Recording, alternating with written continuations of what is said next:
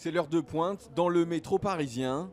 En caméra cachée, nous suivons 3 policiers en civil. Ils sont chargés de lutter contre le harcèlement dans les transports. Leur cible, les frotteurs du métro. Le comportement en fait généralement des agresseurs sexuels qui choisissent leurs victimes sur les quais, parce qu'il y a aussi ceux qui choisissent en rame, mais ceux qui choisissent sur les quais, ils restent en retrait, ils laissent monter les usagères, ils regardent en fait les personnes qui montent s'il y en a qui les intéressent, des victimes potentielles, et après ils décident simplement de suivre ou pas. Dans les transports en commun, 2 tiers des passagers sont des femmes, et selon une étude officielle, 100% d'entre elles ont déjà été victimes de paroles ou de gestes déplacés. Tous les jours, il y en a des centaines d'agressions sexuelles dans le métro. C'est énorme. Les gens ne se rendent pas compte parce que c'est super discret. Ça peut être juste du mec qui va coller son doigt contre la main de la personne contre la barre, voilà. Des choses beaucoup plus graves.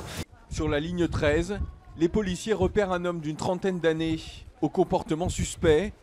Il change de rame et échappe à notre caméra. Mais un des policiers réussit à rester à son contact. Lorsque nous les retrouvons, l'homme est déjà menotté sur le quai. Ça va ? Ouais, c'est bon. C'était chaud l'interpellant. Il vient d'agresser cette jeune femme. J'ai senti qu'il commençait un peu à me coller. Il essayait un peu de m'isoler. Je ne sais pas, il tenait la barre derrière moi. Et il essayait avec sa main de se rapprocher de mon corps.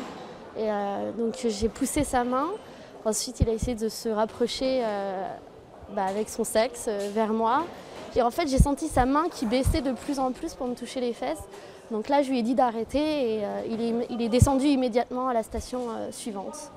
Encore choquée, la jeune femme accepte d'aller déposer une plainte au commissariat. Un soulagement pour les policiers. Si elle avait refusé de déposer plainte, on aurait été dans l'obligation de continuer à suivre l'individu. Il se serait pris encore plusieurs victimes et jusqu'à ce qu'une personne ait bien déposé plainte. Cette fois, l'homme sera placé en garde à vue, puis déféré devant un juge. Les agressions sexuelles sont passibles de 5 ans d'emprisonnement et de 75 000 € d'amende.